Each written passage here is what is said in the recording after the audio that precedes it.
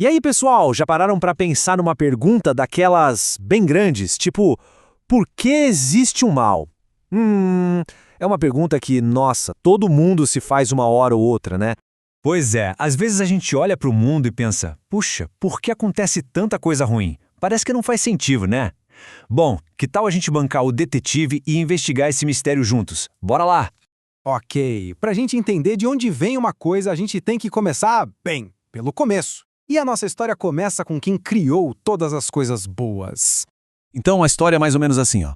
Deus criou tudo que existe. O sol, a lua, os animais, as plantas, tudo mesmo. Imagina um pintor super talentoso que só pinta quadros maravilhosos. A criação de Deus era assim. Tudo que ele fez era muito bom, perfeito. E aí, no meio de toda essa perfeição, nós, os seres humanos, ganhamos uns presentes, nossa, muito especiais. Ganhamos inteligência para a gente poder pensar, aprender e um presente mais incrível ainda, a liberdade de escolher, de ter a nossa própria vontade. Isso mesmo! Ter vontade própria é tipo ter um superpoder. E é esse superpoder que é a chave para a gente desvendar o mistério do mal. Quer ver como ele funciona? Vem comigo! O nome oficial desse superpoder é livre-arbítrio. Eu sei, é um nome comprido, né? Mas a ideia é super fácil de entender. Livre-arbítrio é simplesmente o nosso poder de escolher, de decidir o que a gente vai fazer, se vamos por um caminho ou por outro. Para ficar mais fácil ainda, imagina o seguinte, você ganha uma caixa cheia daqueles bloquinhos de montar, sabe? Os bloquinhos sozinhos não são nem bons nem ruins, são só bloquinhos de plástico, né? O que importa mesmo é o que a gente vai fazer com eles. Olha só, com aqueles mesmos bloquinhos, você pode usar a imaginação e construir um castelo irado. Ou você pode só espalhar tudo, fazer a maior bagunça e não construir nada. Viu só? Os bloquinhos são os mesmos. A grande diferença está na nossa escolha. E é exatamente aí, nesse poder de escolher que a gente tem, que está a resposta da nossa grande pergunta. A gente está chegando perto de desvendar o mistério. Mas peraí, vamos pensar juntos. Se Deus criou tudo e foi Ele que nos deu esse poder de escolher, então quer dizer que foi Ele que criou o mal? E agora complicou. Ou não? A resposta para essa pergunta é um gigantesco e sonoro não, de jeito nenhum, Deus não criou o mal. Então, de onde ele veio? Vamos juntar as peças. Primeiro, Deus deu pra gente o superpoder de escolher.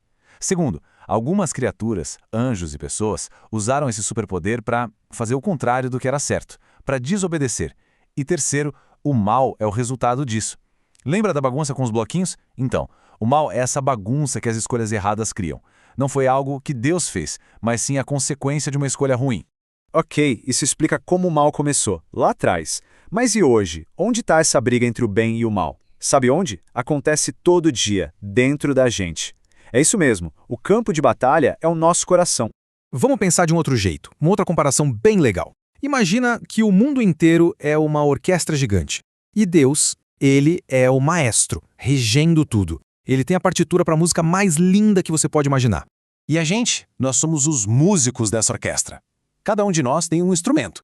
E todo dia a gente tem que decidir, vamos olhar para o maestro e tocar a nossa nota certinha para a música ficar linda? Ou a gente vai tocar qualquer nota de qualquer jeito e desafinar a música toda? Isso é muito legal porque mostra que essa luta entre o bem e o mal não é coisa de filme de super-herói, não. Ela acontece de verdade, dentro da gente, nas coisinhas que a gente decide fazer ou não fazer o dia todo. E sabe o que é mais maluco e mais incrível disso tudo? É que cada escolha é nossa, por menorzinha que pareça, tem um poder gigante. Um poder de mudar o nosso dia e o dia de quem está perto da gente. Para melhor ou para pior. Pensa bem, ninguém acorda um dia e resolve ser um super-herói ou um super-vilão. Do nada. Tudo começa pequenininho. Uma escolha de ser legal com um amigo. Ou de contar uma mentirinha. Cada coisinha dessas vai construindo quem a gente é. Olha só, vamos ver uns exemplos do dia a dia. Seu colega tropeça e cai. Você pode ajudar ele a levantar ou ficar rindo. Na hora do lanche, você pode dividir o que tem ou esconder para comer tudo sozinho. Seus pais perguntam uma coisa, você fala a verdade ou inventa uma história. Tá vendo? Cada uma dessas escolhas é uma nota que a gente toca naquela orquestra da vida. Então, no fim das contas, a gente desvendou o mistério. O mal existe porque a gente tem o poder de escolher. Mas olha que legal, o bem também existe, exatamente pelo mesmo motivo. A maldade é como uma nota feia, desafinada na música. Mas a bondade é a música tocada direitinho, em harmonia. Então a pergunta mais importante não é por que o mal existe. A verdadeira pergunta é pra gente. Qual notinha certa, qual pequena escolha boa a gente pode fazer hoje para deixar a música do mundo um pouquinho mais bonita? Pensa nisso. E aí, já pararam para pensar na história como se fosse, sei lá, uma série gigante, com um monte de temporadas e personagens? É muita coisa, mas quem é que está escrevendo o roteiro disso tudo? Hoje, a gente vai mergulhar nessa ideia, a ideia de que Deus é o grande senhor da história. Bora lá? Pensa bem em tudo que já aconteceu nesse mundo. A gente teve impérios que subiram e caíram, invenções malucas, heróis, vilões. Nossa, parece um roteiro de filme daqueles bem complicados, né? E a nossa vida? É só uma pequena parte dessa história toda. Mas, então, a pergunta é: quem está escrevendo essa história completa? Quem é o grande autor por trás de tudo isso? Olha, o jeito mais fácil de entender isso é pensar assim: a história é o maior filme de todos os tempos. E nós? Bem, nós somos os atores. Cada um de nós tem o seu papel, a sua cena. O problema é que a gente só consegue ver o que está bem na nossa frente, sabe? Mas Deus, ele é o diretor. Ele vê o filme inteiro, do começo ao fim, lá de cima. Ele sabe direitinho como cada cena, até aquelas que parecem ruins ou sem sentido, se encaixa perfeitamente no final da história. Então, vamos começar explorando essa ideia. A de Deus como o grande diretor da história. Olha só o que diz esse texto bem antigo. Basicamente, ele fala que é Deus quem muda os tempos, as estações, e que é Ele quem põe e tira os reis do poder. Uau! Isso dá a impressão de que Ele está no controle de tudo, né? Mas aí a gente pensa, e quando acontecem coisas muito, muito ruins? Isso não parece combinar com um plano bom. Para entender isso melhor, vamos conhecer uma história que começa exatamente com essa dúvida. Vamos agora para a história de um cara chamado José. E olha, a primeira cena do filme da vida dele é um desastre total. Um começo bem terrível mesmo. Dá uma olhada nessa cena. É provavelmente o pior momento da vida do José. Imagina só, os próprios irmãos dele, cheios de inveja, venderam ele como escravo. Do nada, ele foi levado para um lugar totalmente desconhecido, o Egito, depois de ser traído pela sua família. Já pensou no medo, na confusão que devia estar na cabeça dele? É aí que a gente se pergunta, né? Como é que uma coisa tão horrível pode fazer parte de um plano bom? Se Deus é o diretor e ele é bom, por que ele deixaria uma cena tão triste e injusta assim acontecer no filme dele? Parece que o roteiro deu completamente errado. Mas vamos ver o resto do filme. Ok, vamos avançar um pouco no tempo. Anos se passaram. José tá lá no Egito. Passou por um monte de perrengue. Mas olha, ele não perdeu a fé. E aí que, de repente, um mistério aparece lá no palácio do cara mais poderoso do mundo todo, o faraó. Então, o faraó, o rei do Egito, teve um sonho tão, mas tão esquisito que deixou todo mundo no palácio de cabelo em pé. Ele chamou todos os sábios, os caras mais inteligentes do Egito, mas nada, ninguém conseguia entender o que o sonho queria dizer. O rei já estava desesperado. E é exatamente nesse momento que o filme da vida do José vai ter uma virada sensacional. Aí chamaram o José, que tinha esse dom especial de Deus para interpretar sonhos. E ele foi direto ao ponto. As 7 vacas gordas do sonho significavam 7 anos de muita, muita comida, de fartura. Já as 7 vacas magras, que comiam as gordas, bom, isso significava que viriam 7 anos terríveis de fome logo em seguida. E essa é a grande virada da história. O José não só decifrou o sonho, ele deu a solução. Ele bolou um plano para guardar comida durante os 7 anos de fartura para que todo o Egito conseguisse sobreviver quando chegassem os 7 anos de fome. Que ideia genial! O faraó ficou tão, mas tão impressionado que fez uma coisa inacreditável. Ele pegou o José, que era um escravo, e transformou ele no segundo cara mais poderoso de todo o Egito. Para pensar nisso. O menino que foi traído e vendido virou o governador que ia salvar a vida de milhões de pessoas. Que reviravolta no roteiro, hein? E agora, na parte final, a gente vai conectar tudo. Vamos finalmente entender como aquele começo horrível era, na verdade, uma peça fundamental para esse final incrível. E aqui tá o segredo de tudo. Os irmãos do José, eles fizeram aquilo por maldade, por inveja. A intenção deles era ruim. Mas o grande diretor da história, Deus, pegou essa cena terrível e usou para fazer uma coisa boa. Ele transformou aquele ato de maldade num plano que salvou não só o Egito, mas a própria família do José, que depois ia precisar muito da ajuda dele. Essa frase aqui resume a história toda, perfeitamente. Ela diz que, para quem ama a Deus, ele consegue pegar todas as peças do quebra-cabeça da vida, sabe, as peças boas, as ruins, aquelas que a gente não entende, e no fim, ele faz tudo se encaixar para formar um desenho bom. E com isso, a gente volta para a nossa ideia do filme. Nós, que somos os atores, muitas vezes não entendemos por que uma cena é tão triste ou tão difícil, mas o diretor sabe direitinho como aquela cena vai levar para uma outra muito melhor lá na frente. Ele tem o roteiro completo nas mãos. Essa história do José deixa a gente com uma pulga atrás da orelha. Às vezes, as cenas da nossa vida também parecem confusas, tristes, até injustas. Mas, e se o grande diretor estiver usando justamente essas peças para montar um final incrível que a gente ainda não consegue enxergar? Fica aí a pergunta para a gente pensar. Onde será que a gente pode ver os sinais do plano dele na nossa própria história? E aí, super detetives, tudo pronto para uma missão muito, mas muito especial? Hoje a gente vai embarcar numa viagem incrível e desvendar um dos maiores mistérios que existem, a passagem do tempo. Então, preparem as lupas, porque a nossa investigação tá só começando. Vamos nessa?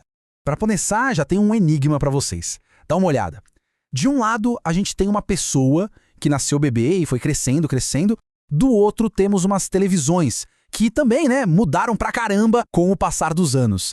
E aí, o que será que essas duas histórias têm a ver uma com a outra? Isso me cheira um belo caso pra gente resolver.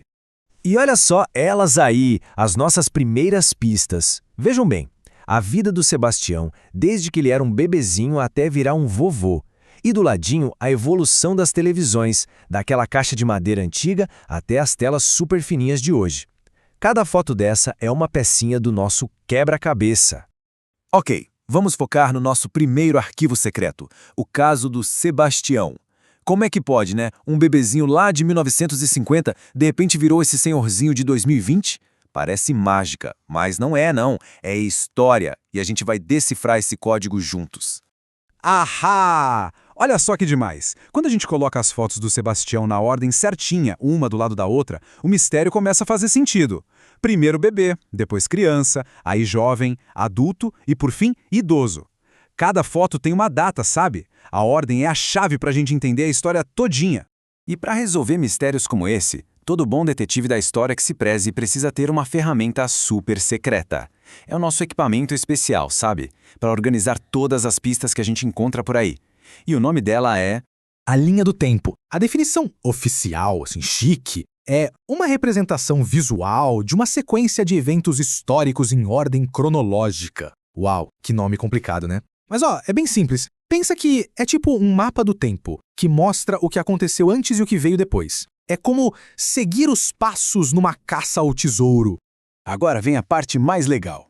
Vamos pensar que a história é tipo um brinquedo de montar, sabe? Como se fosse um balde de Lego. Cada coisa que acontece, cada pista que a gente acha, é um bloquinho. E para entender a história, a gente só precisa encaixar os bloquinhos no lugar certo. E como que a gente monta essa história? É moleza, é que nem seguir o manual de instruções de um jogo novo. Passo 1, encontrar as pistas, que são os acontecimentos importantes. Passo 2, conferir as datas de cada pista. E o passo 3, o mais importante de todos, colocar tudo na ordem certinha, do mais antigo pro mais novo. Vamos fazer um teste com o nosso segundo caso, o mistério das televisões. Olha só, cada modelo de TV é um bloco na nossa construção. A TV de 1930 é o nosso primeiro bloquinho. Aí a gente encaixa a de 1950, depois a de 1960, e assim vai. Juntos, esses blocos contam direitinho a história de como a TV foi mudando. Legal, né? Muito bem, detetives. Agora que a gente já treinou bastante e já conhece nossa ferramenta secreta, estamos prontos para o maior caso de todos. A nossa missão de hoje é montar nada mais, nada menos que a linha do tempo da história do mundo. Peguem suas lupas, porque agora a aventura vai ficar gigante. Nossa primeira grande pista que os historiadores descobriram há muito tempo. O comecinho de tudo pra gente, a origem do homem. Esse aqui é o nosso ponto de partida, o primeiro bloco da nossa construção gigantesca. E agora, atenção para a pista número 2, que mudou simplesmente tudo! A invenção da escrita que aconteceu lá por volta de 4000 a.C. A partir desse momento, as pessoas puderam registrar suas próprias histórias. Uma pista super importante. Avançando um pouquinho na nossa aventura, a gente encontra a terceira pista, um evento gigantesco que marcou o fim de uma era, a queda do Império Romano, lá no ano 476. Isso aqui vai ser bem importante para dividir o nosso mapa. E o mistério continua. A quarta pista que os historiadores nos deixaram foi a queda do Império Bizantino, em 1453. É mais um daqueles acontecimentos que funcionam como um grande marcador no nosso mapa do tempo. E, finalmente, a nossa quinta e última grande pista de hoje, a Revolução Francesa, em 1789. Um evento que bagunçou tudo e deu início ao mundo mais ou menos como a gente conhece hoje. E agora, rufem os tambores, o grande momento. Quando a gente coloca todas as 5 pistas na ordem correta, tcharam! A linha do tempo da história começa a aparecer. Olha que legal como os eventos se conectam. Conseguimos montar a base do nosso mapa do tempo. Ufa! São muitas pistas e muitos anos, né? Para não virar uma bagunça, os historiadores detetives fizeram uma coisa muito esperta. Eles dividiram essa linha do tempo gigante em capítulos, que nem num livro, ou, se você preferir, em fases de um jogo. E aqui estão os 5 grandes capítulos, as 5 grandes fases da nossa história. A primeira, a pré-história. Depois vem a Idade Antiga, seguida pela Idade Média. Logo em seguida, a Idade Moderna. E por último, a Idade Contemporânea, que é essa que a gente vive hoje. E olha só isso, o nosso mistério totalmente resolvido. A linha do tempo completa, com as pistas que a gente encontrou marcando o começo e o fim de cada capítulo colorido. Viram como a invenção da escrita dá o start na Idade Antiga e a queda do Império Romano começa a Idade Média? É simplesmente fantástico. Missão cumprida, detetives. Desvendamos o tempo. Mas agora eu tenho um último desafio para vocês ficarem pensando aí. Se vocês fossem montar a linha do tempo da vida de vocês, que pistas colocariam nela? O dia que nasceram? O primeiro dia de aula? Aquela viagem incrível? Pensem nisso, porque a história de cada um também é uma grande e fantástica aventura. Até a próxima investigação, pessoal!